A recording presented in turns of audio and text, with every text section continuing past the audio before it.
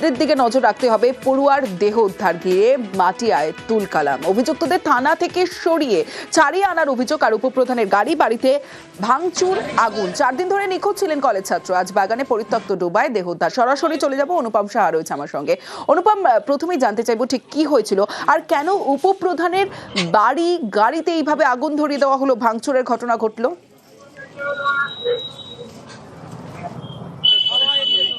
দেখো, ঘটনা যেটা ঘটেছিল, যে রিয়াজ মন্ডল বলে 22 বছরের যে ছাত্র, সে গত বৃহস্পতিবার তাই পাড়ারই কয়েকজনের কাছ থেকে সে ফোন পায় এবং তারপরেই সে পাড়ার ছেলেদের সঙ্গে সে বেরিয়ে যায় এবং তারপর থেকে কিন্তু সে নিখোঁজ ছিল। এরপর মাটিয়া থানায় পরিবারের তরফ থেকে নিখোঁজের অভিযোগ দায়ের করা হয় এবং তারপরে বিভিন্ন জায়গায় পরিবারের থেকে যেমন খোঁজ করা হচ্ছিল, মাটিয়া থানা থেকেও তেমন খোঁজ করা হচ্ছিল। এরপর পরিবারের তরফের থেকে এবং এলাকার মানুষের একটা সন্দেহ হয়। সেই সন্দেহের পরে এলাকায় যাদের ফোন এসেছিল বা যাদের সঙ্গে বেরিয়েছিল তাদেরকে এলাকার মানুষ আটকিয়ে মাটিয়া থানার পুলিশের হাতে তুলে দেয়। কিন্তু মাটিয়া থানার পুলিশ তাদেরকে যখন জিজ্ঞাসাবাদ করছিল, তখনই এই চাঁপাপুকুর পঞ্চায়েতের উপপ্রধান পিন্টু মণ্ডল সে গিয়ে যাদেরকে পুলিশ জিজ্ঞাসাবাদ করছিল বা যাদেরকে এলাকার গ্রামের মানুষ আটকেছিল তাদেরকে সেখান থেকে ছাড়িয়ে আনে গতকাল।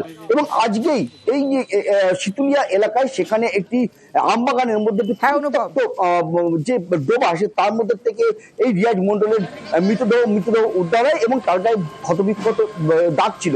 এবং তারপরে এলাকার মানুষ কিন্তু ক্ষোভে ফেটে পড়ে। এলাকার মানুষের যেটা অভিযোগ যে এই পিন্টু মণ্ডল, এই যে রিয়াজ মন্ডল খুন হয়েছে, সেই খুনের সঙ্গে পিন্টু মণ্ডল জড়িত। যে কারণে যারা খুন করেছে তাদেরকে আড়াল করার চেষ্টা করছে পিন্টু মণ্ডল। সেই অভিযোগ তুলে পিন্টু মণ্ডলের বাইকে আগুন ধরিয়ে দেয় এবং পিন্টু মণ্ডলের বাড়িতে আগুন ধরিয়ে দেয়। এলাকায় উত্তেজনা তৈরি হয়ে যায় এবং এলাকায় প্রচুর র্যাব এবং পুলিশ এখনো পর্যন্ত মোতায়েন রয়েছে। এবং এই যে রিয়াজ মন্ডলের দেহ আজকে বসে হাসপাতালে তার ময়নাতদন্তের পর তার পরিবারের হাতে তুলে দেওয়া হয়েছে। অন্যদিকে মাটিয়া থানার পুলিশ পুরো বিষয়টি খতিয়ে দেখছে।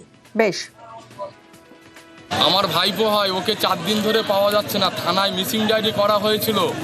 তারপরে সন্দেহজনক কালকে রাত্রে এখান থেকে একটা ছেলেকে আমরা তুলে নিয়ে গেছি। থানাকে বারবার বলা সত্ত্বেও থানা আসেনি। এখানকার উপপ্রধান পিন্টু আছে, উনি থানাকে আসতে দেয়নি, স্পটে পর্যন্ত পুলিশ আসতে দেয়নি। বডিটা পানা পুকুরের মধ্যে পড়েছিল। আমার ক্লাবের ছেলেপিলে এসে খুঁজে তাকে বার করেছে। থানা এতে সহযোগিতা করেনি কোনো। মূল আসামি পিন্টু এবং পিন্টু ছেলেপিলেরা করে। আপনারা কি চাইছেন?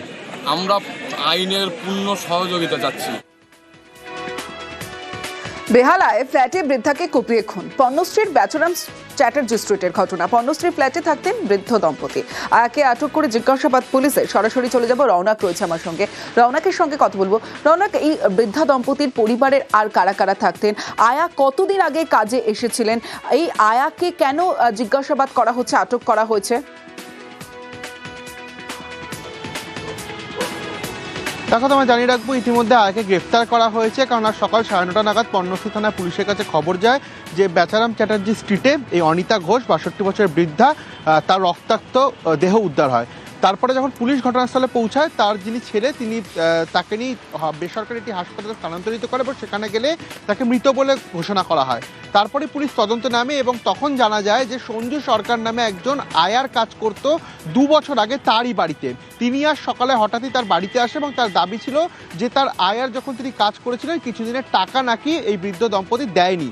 সেই টাকা চাওয়া নিয়ে দুজনের মধ্যে বচসা শুরু হয় এবং তারপরে একটি ধারালো অস্ত্র দিয়ে বৃদ্ধার পেটে কার্যত আঘাত করতে থাকে সঞ্জু সরকার এবং তার পরনে যে সমস্ত গহনা ছিল এবং নগদ টাকা নিয়ে সেই জায়গা থেকে চম্পট দেওয়ার চেষ্টা করে। কিন্তু প্রতিবেশীরা আওয়াজ পাওয়া মাত্রই তাকে ইতিমধ্যে সেখানে আটক করে এবং আটকে রাখে। পরবর্তীতে পুলিশ তাকে গিয়ে উদ্ধার করে গ্রেফতার করা হয় এবং যে বিষয়টি পুলিশ জানতে পারছে কেবলই কি টাকা নিয়ে ঝামেলার জেরেই বৃদ্ধাকে খুন করলো নাকি এর পেছনে অন্য কোনো রহস্য রয়েছে। কারণ যেহেতু তিনি তার পরনে থাকা সমস্ত গহনা অর্থাৎ লুটপাটের চেষ্টা করেছিল, সেক্ষেত্রে কি বৃদ্ধ দম্পতিকে পেয়ে বাড়ির একাধিক জিনিস লুটপাটের উদ্দেশ্যে সেই আয়া এখানে এসেছিল? গোটা বিষয়টি তদন্তের জন্য ইতিমধ্যে কিন্তু আয়াকে গ্রেফতার করে জিজ্ঞাসাবাদ করছে পণ্যশ্রী থানার পুলিশ। বেশ, স্টাডি হয়েছে, তাকে হসপিটালাইজড করা হয়েছে। এখানে কে কে থাকছে?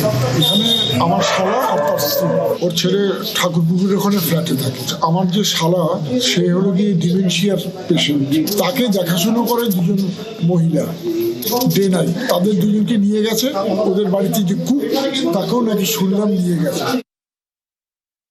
সকালবেলা দুটো না একটা, বিকেলবেলায় আয়া, দুপুরবেলায় আয়া থাকে, রান্নার লোক থাকে। পুলিশ এসেছিল, তদন্ত চলছে।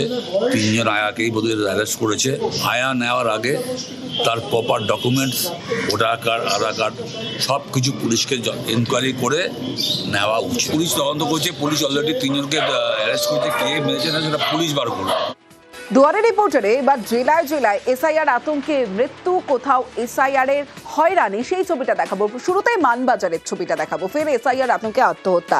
মানবাজারে ঝুলন্ত দেহ উদ্ধার দেবরাজ ওরাওয়ের। আগামীকাল এসআইআর শুনানিতে ডাক দেবরাজকে। সরাসরি চলে যাব, আমার সঙ্গে ইন্দ্রজিৎ মণ্ডল রয়েছে।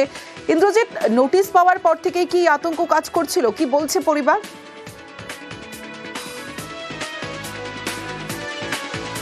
তবে তোমার সে পরিবারের তরফ থেকে আমরা যা জানতে পেরেছি, একেবারেই নোটিশ পাওয়ার পর থেকেই তিনি আতঙ্কে ছিলেন। বারবারে তিনি চিন্তা ভাবনা করছিলেন যে কি করবেন, তার নাম বাদ যাবে কিনা, এরপরে কি হবে।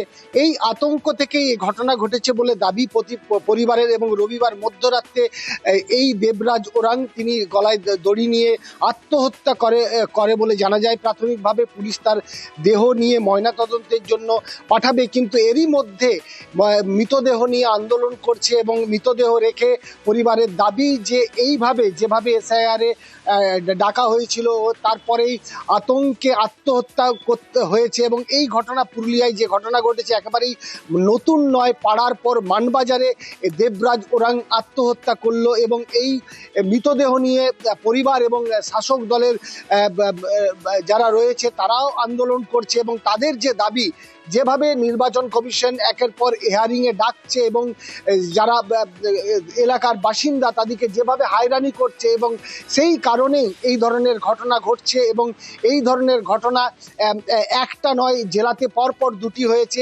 এক বৃদ্ধ আত্মহত্যা করেছিল রেলে ঝাঁপ দিয়ে পাড়াতে, এবং তারপরে মানবাজারে এই ঘটনা ঘটলো। বারে বারে এই ঘটনা ঘটছে, রাজ্য জুড়ে বিভিন্ন জায়গায় বিভিন্ন ঘটনা ঘটছে। এই আতঙ্কের জেরে মানুষ বিভিন্নভাবে সমস্যায় পড়ছে, মৃত্যু অবধি হচ্ছে এই আতঙ্কে। বেশ, আমরা কিচ্ছু জানি না, এটা অমন করবে সেটাও বলে নাই। মানে এটা নিয়ে চিন্তা করছিল, করতেছিল, ওই বলছে আমার কি হবে, আমাকে এই করবে বলি কিচ্ছু নাই করবে, তোমার একাই আছে নাই আরো কত জনে। আপনি কি মনে করছেন এই ঘটনা ঘটেছে?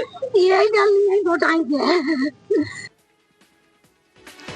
এসআইআর আতঙ্কে মৃত্যুর খবর আপনারা দেখলেন। এবার জেলায় জেলায় হিয়ারিং হয়রানির ছবিটা দেখাবো। স্যালাইন নিয়ে এসআইআর হিয়ারিং, আর সেই হিয়ারিং এ মহিলা, যে ছবি আপনারা দেখছেন, নদিয়ার চাপড়ায় হিয়ারিং এ হয়রানির অভিযোগ।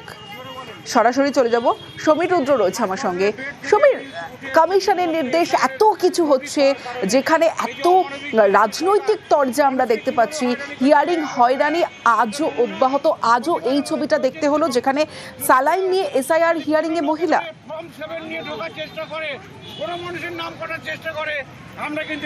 একদমই তাই। এই যে হয়রানি হয়েছে, যিনি, তার নাম নাজু বেবি শেখ, তার চাপড়ার মুসলিম পাড়ায় বাড়ি। তার যেটা দাবি, তারা 4 ভাই বোন, কিন্তু কাগজে কলমে অর্থাৎ ইলেকশন কমিশন অফ ইন্ডিয়ার কাছে জমা পড়েছে 7 ভাই বোন, এবং সেই কারণে তাকে নোটিশ দিয়ে আজকে হিয়ারিং ডাকা হয়েছিল। কিন্তু গতকাল অসহ্য পেটের যন্ত্রণার জন্য তিনি চাপড়া গ্রামীণ হাসপাতালে ভর্তি হন, সেখানে স্যালাইন দেওয়া হয়, সেখানে তিনি চিকিৎসাধীন ছিলেন। কিন্তু আজকে যেহেতু তাকে শুনানির জন্য ডাকা হয়েছিল, সেই কারণে স্যালাইন দেওয়া অবস্থাতেই তিনি হাসপাতাল থেকে কিন্তু সোজা ভিডিও বেসে আসেন শুনানির জন্য। কারণ তিনি যদি না আসতেন, সেক্ষেত্রে হয়তো তার ভোটার তালিকা থেকে নাম বাদ যেত। সেই আশঙ্কাটা থেকে তিনি হিয়ারিং এর নোটিশ পেয়ে সেখানে আসেন এবং হিয়ারিং এর জবাব দেন। এর পাশাপাশি তিনি ক্ষোভ উগড়ে দেন ইলেকশন কমিশনের বিরুদ্ধে, এবং ওইখানে যে তৃণমূল কংগ্রেসের পক্ষ থেকে সহায়তা কেন্দ্র করা হয়েছিল, তারাও কিন্তু সাহায্যের হাত বাড়িয়ে দেন এবং তারাও কিন্তু ইলেকশন কমিশনের উপর ক্ষোভ উগড়ে দিয়েছে। বেশ, আমার ওই কাগজটায় বাবা মায়ের নামটা, আমার নামটা ভুলেছিলাম। আমি হাসপাতালে ভর্তি আছি, দেবো না, আমাকে যেতে হয়েছে ওখানে। আমি এখান থেকে গিয়েছিলাম, কাগজ জমা দিয়ে এসেছি। এখন কি করা যাবে, ছাড় তো নেই, এখন যেতেই হয়েছে। এখন